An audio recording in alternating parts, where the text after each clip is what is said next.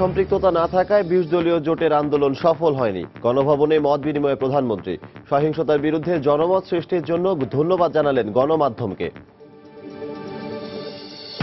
আবারও পেছালো মৃত্যুদণ্ডপ্রাপ্ত বিএনপি নেতা সালাউদ্দিন কাদের এবং জামায়াত নেতা মুজাহিদের আপিল শুনানি। পরবর্তী তারিখ ২৮ এপ্রিল।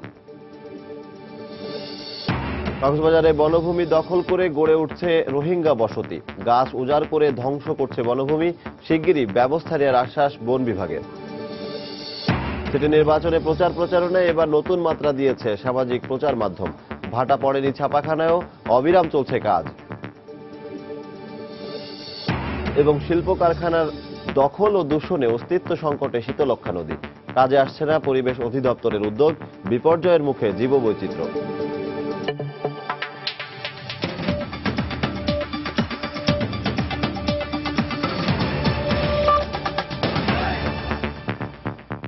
সময় সংবাদের সঙ্গে আছি আমি সজল দাস। জনসম্পৃক্ততা না থাকায় ২০ দলীয় জোটের আন্দোলন সফল হয়নি বলে মন্তব্য করেছেন প্রধানমন্ত্রী শেখ হাসিনা। সকালে গণভবনে গণমাধ্যমের সঙ্গে মতবিনিময় করেন তিনি। এই মুহূর্তে গণভবনে আজ সাংবাদিকদের সাথে মতবিনিময় করছেন প্রধানমন্ত্রী শেখ হাসিনা। আমরা এখন সরাসরি চলে যাচ্ছি সেখানে। এই প্রশ্ন এটা একটা বোঝা যাচ্ছে জটিল ফিলোসফিতে চলে গেছি আমরা। আমি যখন শুনি কথাবার্তা শুনি অনেকে শুনি যে এতগুলি মানুষ ১৫০ মানুষ মারা গেল, তাদেরকে পুড়িয়ে মারা হলো। ২০১৩ সালে একই অবস্থা। এবং আপনার আরেকটা জিনিস আমি একটু বলতে চাই, যেমন ২০১৩ সালে যে সেই হেফাজতে হলো শাপলা চত্বরে, সেই দিন যখন ওখানে বসা, এটা ছিল ২০১৪ জানুয়ারিতে, ৫ জানুয়ারি না ১৩তে মে মাসে, হ্যাঁ মে মাসের ৫ই মে বিএনপি নেত্রী গেল ওখানে মিটিং করতে। খালেদা জিয়া গেল ৪ তারিখে। ৪ থেকে সে মিটিং করে হুকুম দিল যে কালকে থেকে এখানে যারা হেফাজতে যারা তারা এখানে অবস্থান করবে এবং ঢাকাবাসীকে ডাকা হলো তাদের সাথে যোগদান করার জন্য, এবং বলে দিলেন যে ওখান থেকে আর কেউ নড়বে না। আর বাইরে আমরা শুনলাম যে ২০০ গরু, তারপরে খাবার দাবার সব নাকি রেডি, যারা আসবে তাদের দিনের পর দিন খাওয়ানো হবে। সমস্ত মাদ্রাসার ছেলে পেলে ওখানে নিয়ে আসা হলো। ২০০ গরু কোথায় ছিল জানি না, তাদের খাবারও দেওয়া হয়নি সারাদিন। ছোট ছোট বাচ্চাদের নিয়ে আসলো, তারা কান্নাকাটি করছে। কাউকে হয়তো কিছু কিছু জায়গায় কিছু একটা রুটি কলা দেওয়া হয়েছে, বাকি দেওয়াই হয়নি। তাদেরকে সারা রাত ওখানে রেখে দেবে এবং বায়তুল মোকাররম মসজিদ আক্রমণ, কোরআন শরীফ শত শত কোরআন শরীফ পোড়ানো এবং যে ধরনের তাণ্ডব সেখানে করা হলো, সমস্ত মানুষ আতঙ্কগ্রস্ত। অনেকে ওই মতিঝিল অফিসে আটকা পড়ে গেছে, অনেকে মেসেজ পাঠাচ্ছে কিভাবে ওখান থেকে উদ্ধার হবে। সারা ঢাকা তখন আতঙ্কে অস্থির, কি হবে চারিদিকে। আমরা এদেরকে ওখান থেকে সরিয়ে দেবো সিদ্ধান্ত নিলাম। এবং খুব বেশি, কারণ যেহেতু ওখানে বেশিরভাগই নিরীহ ছেলেপেলে এদের নিয়ে আসছে, খুব বেশি অসুবিধা হয় তাদের বাসে করে লঞ্চে করে যার যার গন্তব্যস্থলে পৌঁছে দেওয়ারই ব্যবস্থা করা হয়েছে। কিন্তু রটনা করা হয়ে গেল যে ২০০০ মানুষ মেরে ফেলা হয়েছে। যখন বারবার ডিমান্ড করা হলো, তালিকা চাওয়া হলো, তারা তো ২০০০ মানুষের তালিকা দিতে পারেনি। কতজনের তালিকা দিচ্ছিল? ৬১ জনের তালিকা। কিন্তু আন্তর্জাতিকভাবে সব জায়গায় দেখানো হলো যে দেখানো যে লিস্ট বলা হলো ২০০০ লোক মারা গেছে। একবারে আন্তর্জাতিক সংস্থাগুলিও লাফ দিয়ে পড়লো যে হ্যাঁ এত লোক মেরে ফেলা হয়েছে। মারলে তার তালিকা কই? তারপর যে ৬১ জনের তালিকা দেওয়া হলো, তাও দেখা গেল সেখানে অনেকে বললো কই আমি তো মরি নাই, আমি তো এখন আছি, বেঁচে আছি। কতগুলি নাম আবার রিপিট করা। এরাই হলো মানবাধিকার সংরক্ষণ করার দায়িত্বে আছে। যেটা ধোকা ভাওতা আন্তর্জাতিক পর্যায়ে একটা ধোকাবাজি খেলা হলো, এই ধরনের অপপ্রচার করা হলো। আমাদের ওখানে খুব বেশি একটা বল প্রয়োগ করতে হলে অস্ত্র নিতে হয়নি, কারণ ছেলেপেলেরা তারা নিজেরাই, পুলিশই তাদেরকে নিয়ে যাচ্ছে, তারা কান্নাকাটি করছে। তাদের যে নিয়ে আসছে তাদের কি বলে নিয়ে আসা হয়েছে তারা বলতেও পারে না। ওখানে সারাক্ষণ কিন্তু টেলিভিশন চ্যানেলগুলি মানে একেবারে সরাসরি দেখাচ্ছে, কারণ আমি নিজে বসে বসেই তো সারা রাত দেখেছি। যাক, আমরা এই জায়গা পরের দিন ঢাকা শহরের অবস্থা কি, প্রত্যেকের জন্য একটা রিলিফ, মানে মনের জন্য একটা স্বস্তি ফিরে পেল। আর মানুষের এই জীবনের স্বস্তিটা ফিরে আনা, এটাও কারো কারো কাছে জন্য মনে হলো যে পছন্দই হয়নি, এটাও অপছন্দের মনে হলো। কিন্তু আমাদের তো একটা দায়িত্ব আছে, সরকার হিসেবে দায়িত্ব অবশ্যই থাকবে যে এই যে কোনো পরিস্থিতি মোকাবেলা করা, মানুষের জানমালের নিরাপত্তা দেওয়া, মানুষের জীবনের স্বস্তি ফিরিয়ে আনা। আমরা সেটা করলাম। এরপর যে প্রচার অপপ্রচার, লেখা, নানা ধরনের কথাবার্তা, স্বাভাবিকভাবে এগুলি ফেস করতে হবে, এটা আমি জানি। কারণ যে মুহূর্তে যুদ্ধাপরাধীদের বিচার শুরু করেছি, সে মুহূর্তে অনেক কিছু মোকাবেলা করতে হবে। কারণ 21 বছর তো এই পরাজিত শক্তি বা এরাই ক্ষমতায় ছিল। আমাদের ইতিহাস পরিবর্তন, সবকিছু পরিবর্তন, মুক্তিযুদ্ধের আদর্শ, নীতি, ইতিহাস সব পরিবর্তন করে যেন বাংলাদেশটা একটা স্বাধীন দেশ না, এমন একটা পরিস্থিতিতে নিয়ে যাওয়া হলো। সেখান থেকে আমরা উত্তরণ ঘটালাম। একটা নির্বাচন হলো, নির্বাচন বাধা দেওয়ার জন্য যত রকমের প্রচেষ্টা, কত ধরনের প্রচেষ্টা না করা হয়েছে। সেনাবাহিনীকে উস্কানি দেওয়া, একে উস্কানি দেওয়া, নানা ধরনের কথা বলা যে নির্বাচন হতে দেবে না। তারপর আমরা নির্বাচন করলাম, 40% ভোট পড়েছে এত বাধার মধ্যেও। 582টা স্কুল পুড়িয়ে দিয়েছে, প্রিজাইডিং অফিসার, অ্যাসিস্ট্যান্ট প্রিজাইডিং অফিসারকে মেরেছে। এত বাধা বিঘ্ন অতিক্রম করে ইলেকশন হয়েছে, কি আনকন্টেস্টেড জিতেছে। আমেরিকায় কিছুদিন আগে কংগ্রেসের যে মিড টার্ম ইলেকশন হলো, দেখা গেল একটা স্টেটে 25%ই আনকন্টেস্টেড। তো আমেরিকায় আনকন্টেস্টেড হলে সেটা জায়েজ, আর বাংলাদেশে হলে সেটা জায়েজ না। পৃথিবীর বিভিন্ন দেশে আজকাল অনেক দেশেই কিন্তু এরকম ইলেকশন অনেক সময় অনেকে কন্টেস্টই করতে চায় না। আর আনকন্টেস্টেড হওয়াতে কিন্তু আমাদের কনস্টিটিউশনে আছে, আমাদের ইলেকশন আইনেই আছে। এখন আমাদের পার্টিতে ডিসিপ্লিন আছে, সেজন্য না একজন করে আমরা দিয়েছি। আবার কেউ কেউ বললেন যে কারো পার্টি থেকে 3 জন করে দিলেও তো আমরা, হ্যাঁ সে ট্রিক করা যেত, কিন্তু আমরা তো ওই পথে যেতে চাইনি। ডিসিপ্লিন আছে, একটা করে নমিনেশন দিয়েছে, তার নমিনেশন কোথাও কোথাও হয়তো বৈরী ক্যান্ডিডেট ছিল বা অন্যান্য পার্টি সব আমরা একসঙ্গে করেছি। কথাটা হচ্ছে যে ইলেকশনের একটা কোনো ওরকম সবকিছু এত ডিফাইন করা নাই যে না ঠিক এইটাই হতে হবে, যেটা আছে এর ফর্মুলা সেটা পরে। আনকন্টেস্টেড হলে সেটা কোনো অপরাধ বলে আমরা মনে করি না।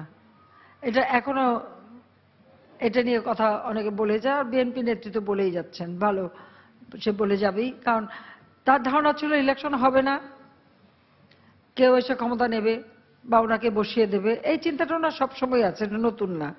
86 সালে যখন আমরা ইলেকশনে গেলাম, মাঝপথ থেকে হঠাৎ খালেদা জিয়া ইলেকশন থেকে সরে গেল, তাকে কেউ বুঝ দিল যে তখন বায়তুল মোকাররমে বেশি মিটিং হতো, যে বুঝ দিল যে আপনি বায়তুল মোকাররমে যে ডাক দেবেন, সেপাই বেরিয়ে আসো, জনতা জাগো, সেপাই জনতা বিপ্লব হবে, আপনাকে ক্ষমতায় বসাবে। আমি জানি না আপনাদের অনেকে মনে থাকা উচিত, না থাকলে পত্রিকা খুঁজে দেখবেন। সে ওখানে দাঁড়িয়ে দিল বক্তৃতা, সেপাই বেরিয়ে এসো জনতা, সেপাই জনতা বিপ্লব করো বলে উনি আন্ডারগ্রাউন্ডে চলে গেলেন। 3 দিন পরে দেখেন যে সেপাইও নামে না, জনতাও জাগে না, বিপ্লবও হয় না, ওনারে ক্ষমতায় বসায় না। উনি তখন ঢাকা কোর্টে যে হঠাৎ ওখানে বক্তৃতা দিলেন কি যে জেনারেল এরশাদ তাকে বন্দি করে রেখেছিল।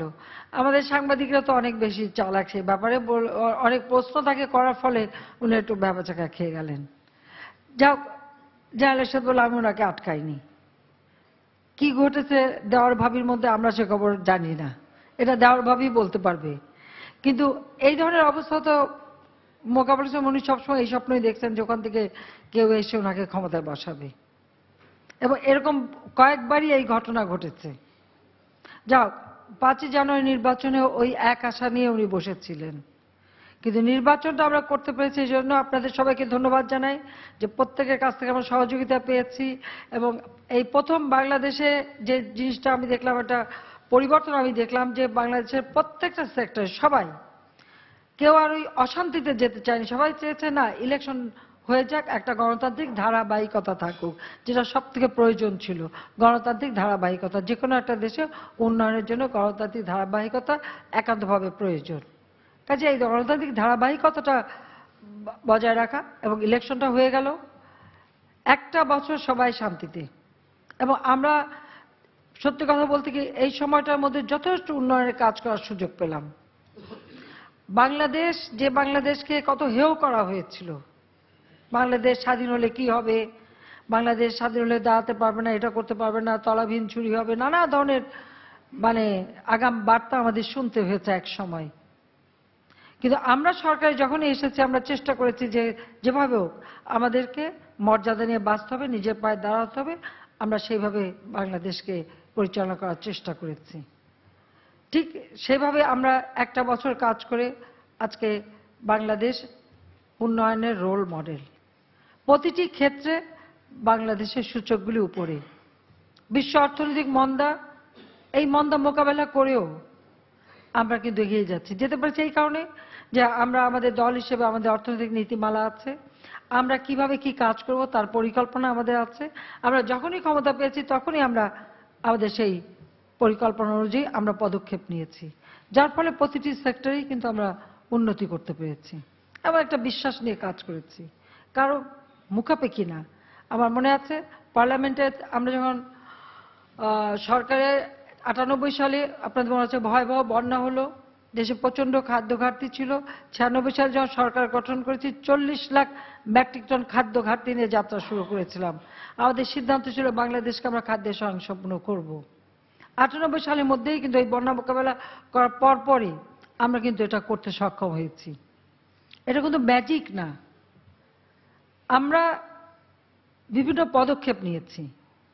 এর কিন্তু অনেক বিস্তারিত পদক্ষেপ আমাদের নিতে হয়েছে। এমনকি ধানের চারা, ক্যান্টনমেন্টে ধানের চারা আমাদের সেনাবাহিনীরা করেছে। আমরা এয়ারফোর্সের হেলিকপ্টারে করে প্রত্যন্ত অঞ্চলে এই ধানের চারা পৌঁছে দিয়েছি।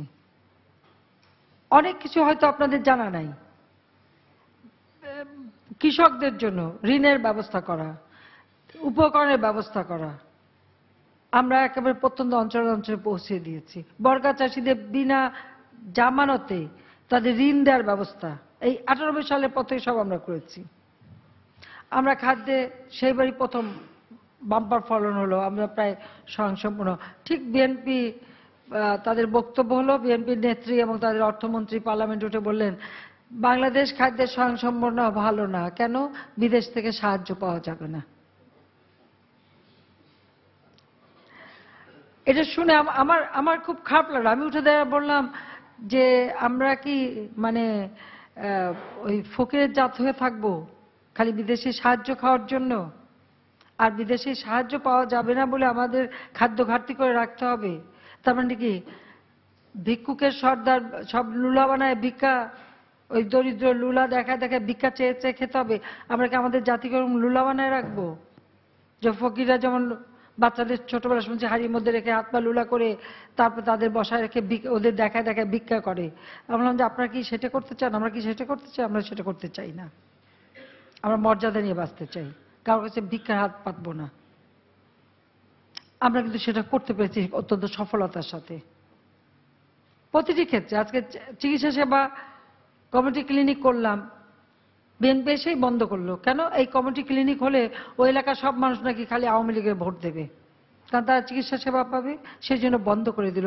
কিন্তু মানুষ যে চিকিৎসা পাবে, একটা মা সন্তান প্রসব করবে, তাকে একটা নিরাপদ প্রসবের ব্যবস্থা করা, বা একটা বাচ্চা অসুস্থ বা একটা মহিলা যখন অসুস্থ হয়ে পড়ে কখন তার স্বামী তাকে ডাক্তারের কাছে নিয়ে যাবে বা শ্বশুর নিয়ে যাবে, দেওর নিয়ে যাবে, মুখাপেক্ষি হয়ে বসে থাকতে হয়।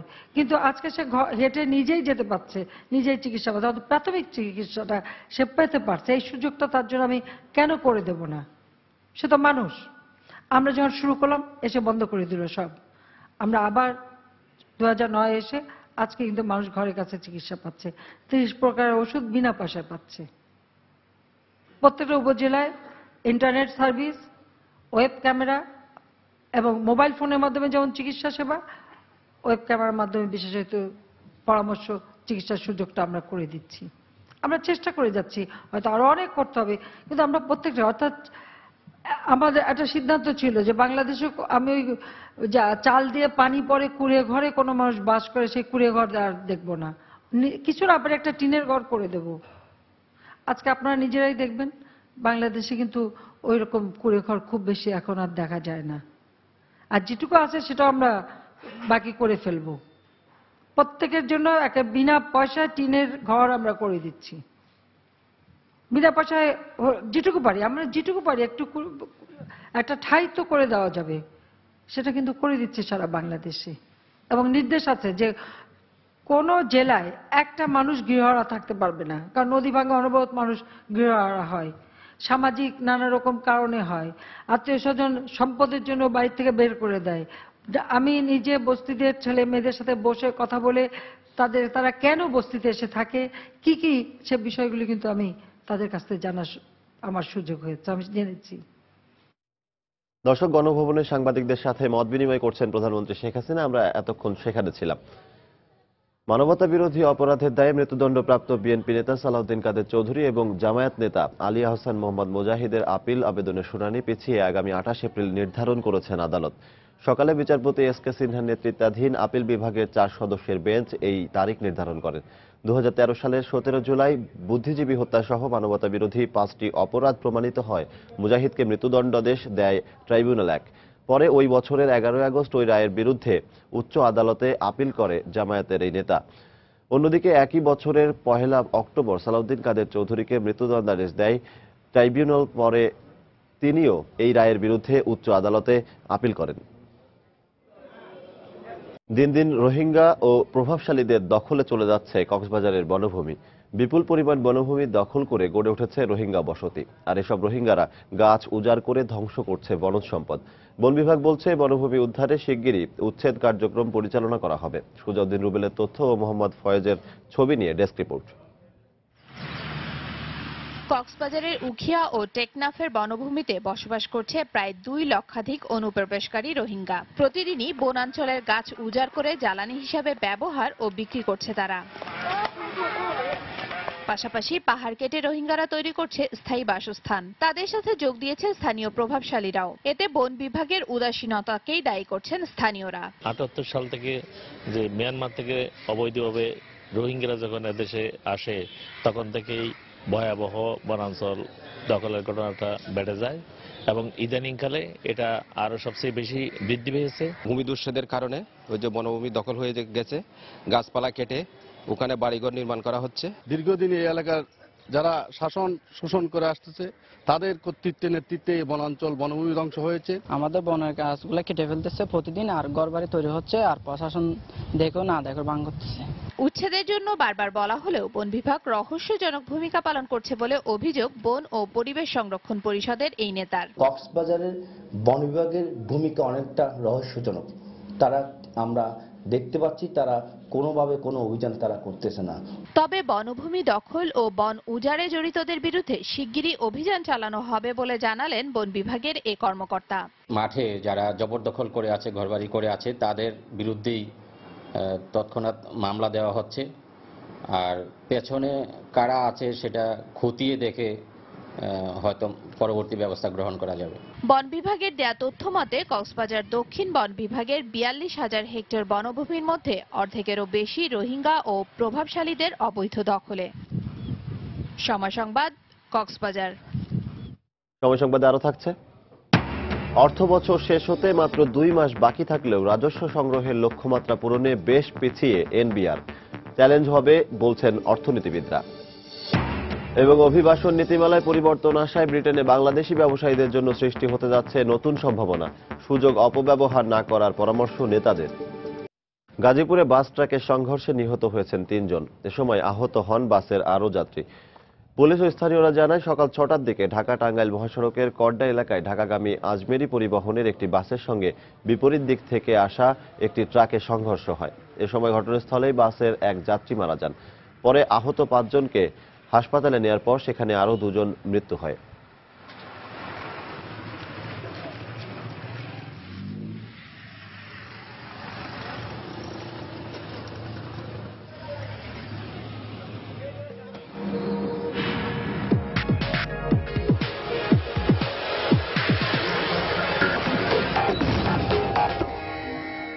আজও রাজধানীর বিভিন্ন এলাকায় নির্বাচনী প্রচারণা চালাচ্ছেন ঢাকা উত্তর ও দক্ষিণ সিটি কর্পোরেশন নির্বাচনের মেয়র ও কাউন্সিলর প্রার্থীরা।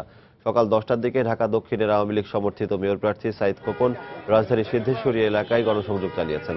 এ সময় তার কর্মী সমর্থকরাও ব্যাপক উৎসাহ উদ্দীপনায় নির্বাচনী প্রচারণায় অংশ নেন। এরই মধ্যে ডিসিসি নির্বাচন উপলক্ষে রাজধানীর বিভিন্ন পাড়া মহল্লা সরগরম হয়ে উঠেছে প্রার্থীদের নির্বাচনী গণসংযোগ আর প্রচারণায়।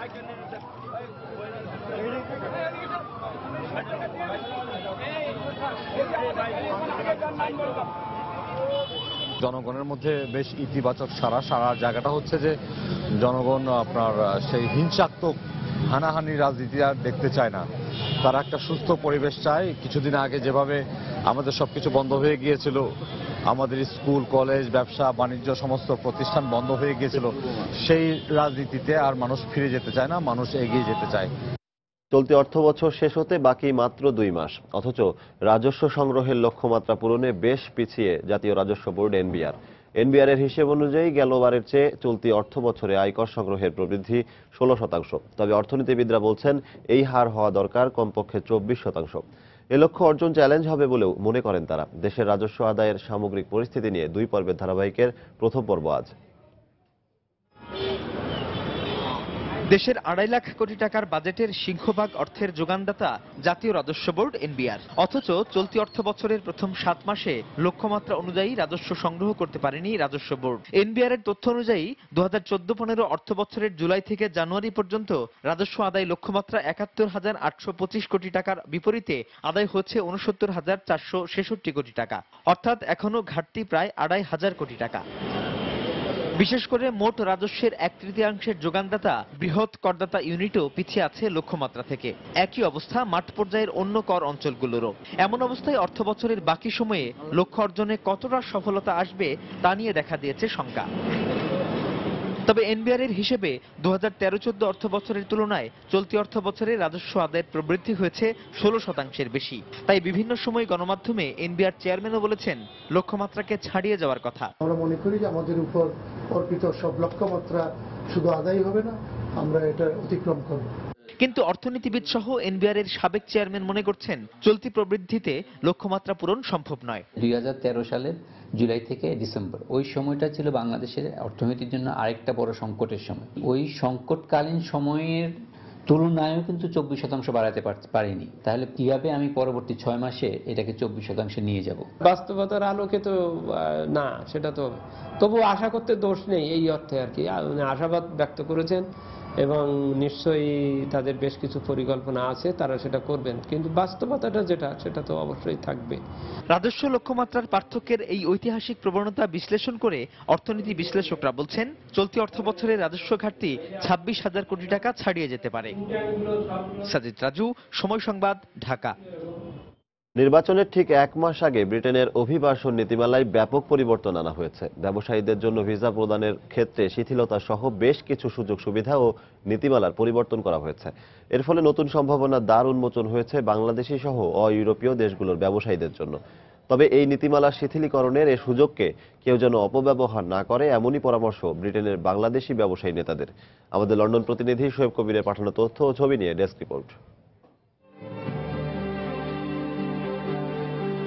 ব্রিটেনে বিনিয়োগকারী ও ব্যবসায়ীদের আকৃষ্ট করতে 100টিরও বেশি ব্যবসায়িক প্রতিষ্ঠান ও পর্যটন সংস্থার সাথে আলোচনা করে নতুন নীতিমালা চালু করেছে ব্রিটিশ স্বরাষ্ট্র মন্ত্রণালয়। এতে ব্যবসায়িক উদ্দেশ্যে যারা ভ্রমণ করতে ইচ্ছুক তাদের জন্য শিথিল করা হয়েছে ভিসা সংক্রান্ত বেশ কিছু পুরনো নিয়ম। একাডেমিক ভিসা নিয়ে ব্যবসা সংক্রান্ত গবেষণা কিংবা উচ্চশিক্ষার জন্য ব্রিটেনে সহজেই আসতে পারবেন ব্যবসায়ীরা। এই ভিসার মেয়াদ 12 মাস করা হলেও অন্যান্য বিজনেস ভিসার মেয়াদ 6 মাসই থাকছে। বিজনেস ভিজিট আগে ছিল, আগে সবাই আসতে পারতো বিজনেস ভিজিটে, তবে সেটাতে অনেকটা লিমিটেশন ছিল। লিমিটেশন আমি যেগুলো বলবো, যেটা যে আগে আসলে শুধু ভিজিটে আসলে কোনো কাজের কোনো ইয়ে ছিল না। এখন যেটা করা হয়েছে সেটাতে একটু রিল্যাক্সড, আমি বলবো যে একটু ওয়াইডার। শুধুমাত্র ব্যবসায়ী নয়, ব্যবসায়ীদের নিজ নিজ কর্মদক্ষতা কাজে লাগিয়েও উপার্জনের সুযোগ রয়েছে নতুন এই নীতিমালায়। তবে ভিসা নীতিমালার শিথিলকরণের এই সুযোগকে কোনোভাবেই অপব্যবহার না করার পরামর্শ ব্রিটেনের ব্যবসায়ী সংগঠন নেতাদের।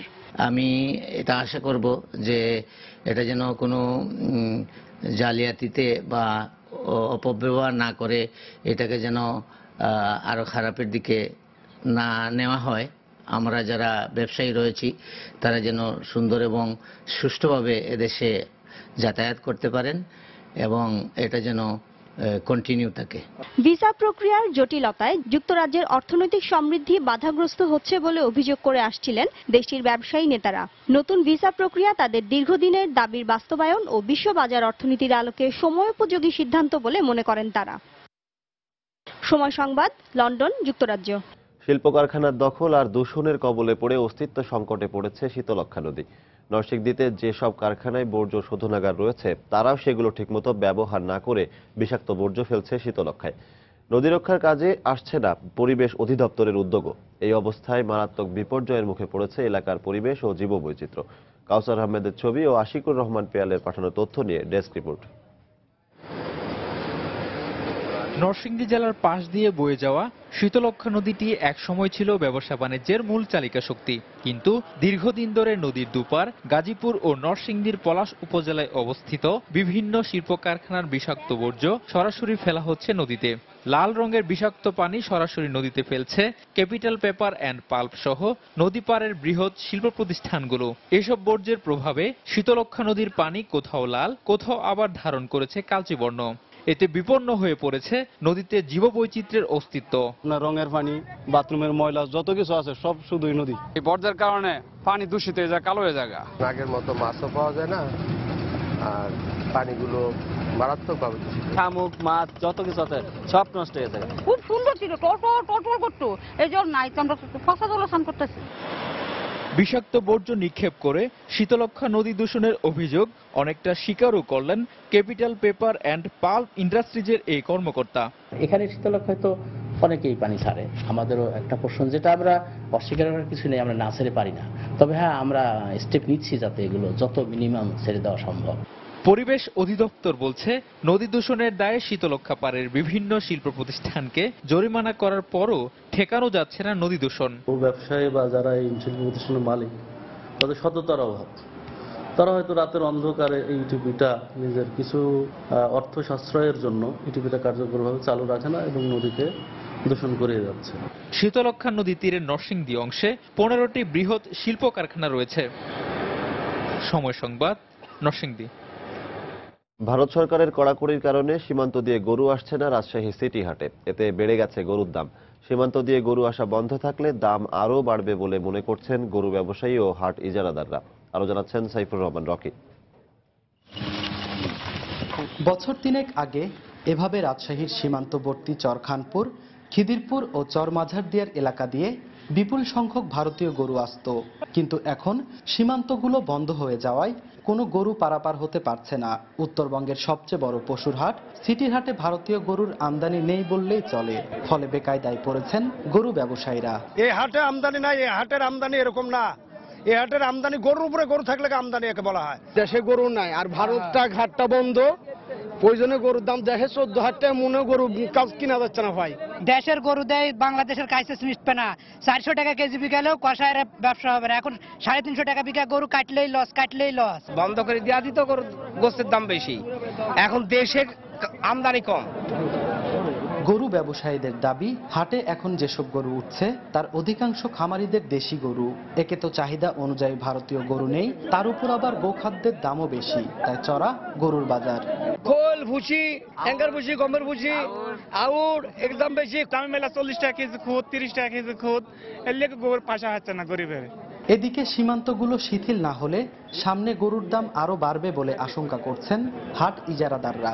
যদি একটু বড় শিথিল হয় তাহলে সেই ক্ষেত্রে জনগণের এবং ব্যবসায়িকদের সুবিধা হবে। হাট ব্যবসায়ীরাও ক্ষতিগ্রস্ত হচ্ছে এবং পাশাপাশি আমাদের যে ক্রেতা বিক্রেতা আছে তারাও ক্ষতিগ্রস্ত হচ্ছে। বর্তমানে রাজশাহীর বাজারে প্রতি কেজি গরুর মাংস 100 টাকা বেড়ে বিক্রি হচ্ছে 360 টাকায়। সাইফুর রহমান রকি, সময় সংবাদ, রাজশাহী। দেশের বাইরের খবর। লিবিয়া থেকে ইতালি যাওয়ার পথে ভূমধ্যসাগরে একটি জাহাজ ডুবে অন্তত 400 যাত্রী মারা গেছে বলে আশঙ্কা করা হচ্ছে। মঙ্গলবার কথা জানায় ওই দুর্ঘটনায় বেঁচে যাওয়া যাত্রীরা। জাহাজে 500-র বেশি যাত্রী ছিল বলে জানায় ইতালির কোস্টগার্ড। এদের মধ্যে অন্তত 150 জনকে জীবিত উদ্ধারের কথা জানায় তারা। এর আগে লিবিয়া উপকূল থেকে ছেড়ে আসার কয়েক ঘন্টা পরই প্রচণ্ড ঢেউয়ের কারণে জাহাজটি উল্টে যায়। এদের অধিকাংশই সাহারা মরুভূমির দক্ষিণাঞ্চলীয় এলাকার অধিবাসী বলে জানায় সেভ দ্য চিলড্রেনের এক মুখপাত্র। গত সোমবার ভূমধ্যসাগরে কয়েক দফায় অভিযান চালিয়ে প্রায় ৩,০০০ অবৈধ অভিবাসীকে উদ্ধার করে ইতালির কোস্টগার্ড।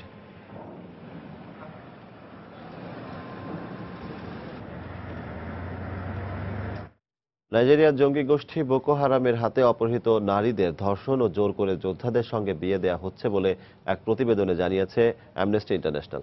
এছাড়াও নারীদের যুদ্ধেরও প্রশিক্ষণ দেওয়া হচ্ছে বলে ওই প্রতিবেদনে বলা হয়। দেশটির চিবুক থেকে ২ শতাধিক স্কুল ছাত্রী অপহৃত হওয়ার বার্ষিকীর দিন মঙ্গলবার সংস্থাটি জানায়, গত বছরের শুরু থেকে এ পর্যন্ত ২,০০০ নারীকে অপহরণ করেছে জঙ্গি গোষ্ঠীটি।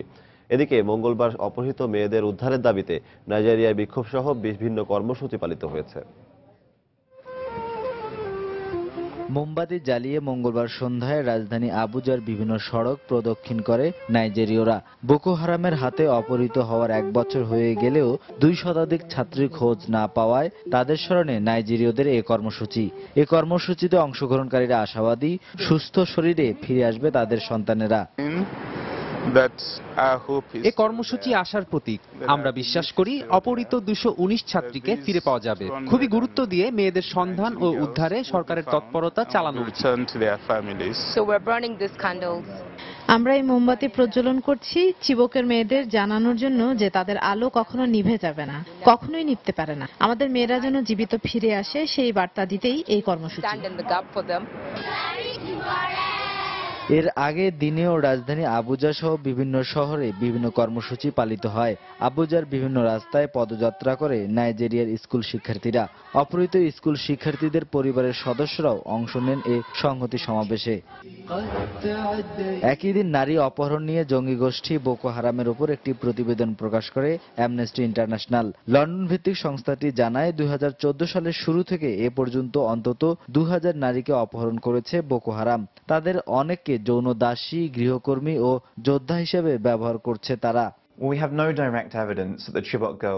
অপহরণের পর নারীদের অস্থায়ী শিবিরে নেওয়া হয়, তাদের বোকো হারামের মতাদর্শ গ্রহণে বাধ্য করা হয়, অনেককে ধর্ষণ করা হয়, যোদ্ধাদের সঙ্গে জোরপূর্বক বিয়ে দেয়া হয়, কাউকে কাউকে যুদ্ধে প্রশিক্ষণও দেয় জঙ্গিরা। আয়শা নামের এক মেয়েকে 19 বছর বয়সে অপহরণ করেছিল বোকো হারাম। নারীদের যুদ্ধের প্রশিক্ষণ দেয়া নিয়ে তার বক্তব্য প্রকাশ করেছে অ্যামনেস্টি ইন্টারন্যাশনাল। তারা মেয়েদের বন্দুক চালানোর প্রশিক্ষণ দেয়, এমনকি বোমা ছোড়ার পাশাপাশি গ্রামের মানুষদের উপর কিভাবে হামলা চালাতে হয় সেটির প্রশিক্ষণ নিতে বাধ্য করেছে। গত বছর 14 এপ্রিল নাইজেরিয়ার চিবক শহরে হামলা চালিয়ে 276 স্কুল ছাত্রীকে অপহরণ করে বোকো হারাম। অপহরণ করার কিছুদিনের মধ্যে তাদের ফুটেজও প্রকাশ করে জঙ্গিরা। তাদের মধ্যে কেউ পালিয়ে আসতে সক্ষম হলেও এখনো 219 জনের খোঁজ নেই। নাইজেরিয়ার সেনাবাহিনী অভিযান চালালেও মেয়েদের উদ্ধারে ব্যর্থ হয়েছে। কয়েক মাস আগে এসব মেয়েদের মুক্তির ব্যাপারে সমঝোতার কথা শোনা গেলেও তা গুজব বলে উড়িয়ে দিয়েছে জঙ্গিরা। শরীফুল ইসলাম, সময় সংবাদ। খেলার খবর, পাকিস্তান বিসিবি একাদশ ম্যাচ প্রসঙ্গ। আসন্ন হোম সিরিজের আগে পাকিস্তানের বিপক্ষে প্রস্তুতি ম্যাচ খেলতে মাঠে নেমেছে বিসিবি একাদশ। ফতুল্লায় টস জিতে এখন ব্যাট করছে পাকিস্তান। দর্শক, এই মুহূর্তে নারায়ণগঞ্জের ফতুল্লায় আছেন আমাদের রিপোর্টার শাইলা পারভিন। সবশেষ খবর জানতে আমরা সরাসরি চলে যাচ্ছি তার কাছে। শাইলা, আপনার কাছে সবশেষ কি তথ্য আছে? আপনাকে ধন্যবাদ। এই মুহূর্তে আমরা রয়েছি ফতুল্লা খান সাহেব ওসমান আলী স্টেডিয়ামে, যেখানে পাকিস্তানে বাংলাদেশের সফরের একমাত্র প্রস্তুতি ম্যাচটি খেলছে বিসিবি একাদশের বিপক্ষে। আসলে বিসিবি একাদশ সাধারণত বাংলাদেশে এই টিমে থাকা খেলোয়াড়দের সাজানো হয়ে থাকে, কিন্তু আজকের ম্যাচে আমরা যেটা দেখেছি যে পাকিস্তানের বিপক্ষে টাইগার স্কোয়াডে থাকা 4 জন খেলোয়াড় রয়েছে এই টিমে, বিশেষ করে তামিম ইকবালের অন্তর্ভুক্তি। আসলে সবাই একটু চিন্তায় পড়ে গেছে, কারণ বিসিএল এ তামিম ইকবালের পারফরমেন্সটা অনেকটা অধারাবাহিক ছিল এবং ইনজুরির কারণে উনি বেশ কয়েকটি ম্যাচ মিস করেছিলেন। তো আজকে তামিম ইকবাল আমরা যতটুকু জানতে পেরেছি সে স্বপ্রণোদিত হয়ে এই ম্যাচে অংশগ্রহণ করতে চেয়েছিলেন নিজের ব্যাটিংটা ফিরে পাওয়ার জন্য, আবার নিজে একটু ঝালাই করে নেওয়ার জন্য। অন্যদিকে আমরা পাকিস্তানের স্কোয়াডে যেটা দেখেছি যে পাকিস্তান আসলে ব্যাটিং প্র্যাকটিসে নামার চেষ্টা করছে বলে মনে হচ্ছে, কারণ পাকিস্তানের আসাদ শফিক এবং ফুয়াদ আলমের মতো ব্যাটসম্যান এখন ব্যাট করতেছে। 7 উইকেট হারিয়ে তাদের এখন সংগ্রহ 43 ওভারে 201 রান এবং ফুয়াদ আলম 5 নম্বরে ব্যাটিং করতেছেন এবং আসাদ শফিক যিনি সাধারণত পাকিস্তানের টেস্টে 3rd ডাউনে নেমে থাকেন তাকে আজকে আমরা দেখেছি 8 ডাউনে নেমে ব্যাটিং করতে। তো আমরা যতটুকু বুঝতে পারছি যে পাকিস্তানের যে সবসময় যে একটা বাজে রেকর্ড যে তারা ব্যাটিং এর ফর্মটা ভালো থাকে না, এজন্য তারা আমার মনে হচ্ছে যে অনেক বেশি ব্যাটসম্যানকে খেলে ব্যাটিং এর ডেপথটা বাড়ানোর চেষ্টা করতেছে। এবং ম্যাচের কথা যদি আমরা আজকে বলি, আজকে পাকিস্তান টস জিতে প্রথমে ব্যাটিং এর সিদ্ধান্ত নিয়েছিল এবং মোহাম্মদ হাফিজের সাথে নতুন অধিনায়ক আজহার আলী ব্যাটিং এর সূচনা করেন এবং হাফিজ বিশ্বকাপ কিন্তু ইনজুরির কারণে তিনি মিস করেছিলেন এবং ইনজুরি কাটিয়ে তিনি যখন আজকে প্রথম আন্তর্জাতিক কোনো টুর্নামেন্টে খেলতে নেমেছেন এবং সে খুব মারকুটে ঢঙে তার স্বভাবভঙ্গি ঢঙে সে খেলে গেছেন এবং 85 রানে তিনি আউট হয়েছেন এবং আজহার আলীর সাথে তিনি জুটি করেছিলেন 66 রানের। তো এই জুটি গড়ার সময় আমরা যেটা দেখছিলাম 6-এর উপরে রান রেট, মনে হচ্ছিল অনেক বড় স্কোর হবে, কিন্তু এখন বাংলাদেশের শুভাগত হোম যে তিনি টাইগার স্কোয়াডে যদিও নেই, এই ম্যাচে খুব ভালো পারফর্ম করে 3 উইকেট তুলে নিয়েছেন। সজল, এই ছিল আমার কাছে সর্বশেষ। দর্শক, নারায়ণগঞ্জের ফতুল্লা থেকে আমাদের সাথে যোগ দিয়েছিলেন সহকর্মী শাইলা পারভিন। এ পর্যায়ে শীর্ষ সংবাদ জানিয়ে দিচ্ছি আরেকবার। জনসম্পৃক্ততা না থাকায় 20 দলীয় জোটের আন্দোলন সফল হয়নি। গণভবনে মতবিনিময়ে প্রধানমন্ত্রী সহিংসতার বিরুদ্ধে জনমত সৃষ্টির জন্য ধন্যবাদ জানালেন গণমাধ্যমকে। আবারও পেছালো মৃত্যুদণ্ডপ্রাপ্ত বিএনপি নেতা সালাউদ্দিন কাদের এবং জামায়াত নেতা মুজাহিদের আপিল শুনানি। পরবর্তী তারিখ 28 এপ্রিল। কক্সবাজারে বনভূমি দখল করে গড়ে উঠছে রোহিঙ্গা বসতি। গাছ উজাড় করে ধ্বংস করছে বনভূমি। শিগগিরই ব্যবস্থা নেওয়ার আশ্বাস বন বিভাগের। সিটি নির্বাচনে প্রচারণায় এবার নতুন মাত্রা দিয়েছে সামাজিক প্রচার মাধ্যম। ভাটা পড়েনি ছাপাখানায়ও অবিরাম চলছে কাজ। এবং শিল্প কারখানার দখল ও দূষণে অস্তিত্ব সংকটে শীতলক্ষ্যা নদী। কাজে আসছে না পরিবেশ অধিদপ্তরের উদ্যোগ। বিপর্যয়ের মুখে জীববৈচিত্র্য। এই ছিল এখনকার মতো। যে কোনো খবর পেতে ভিজিট করুন সময়নিউজ.tv। যে কোনো বাংলা লিংক, রবি ও সিটিসেল নম্বর থেকে সময় সংবাদের খবর, অনুষ্ঠান সম্পর্কে জানতে এবং যে কোনো তথ্য সময় সংবাদকে জানাতে ডায়াল করুন 16242 নম্বরে। এছাড়া এইমাত্র পাওয়া খবর আপনার মোবাইলে পেতে SMS করুন *BN লিখে পাঠিয়ে দিন 16242 নম্বরে। সঙ্গে থাকুন সময়ের।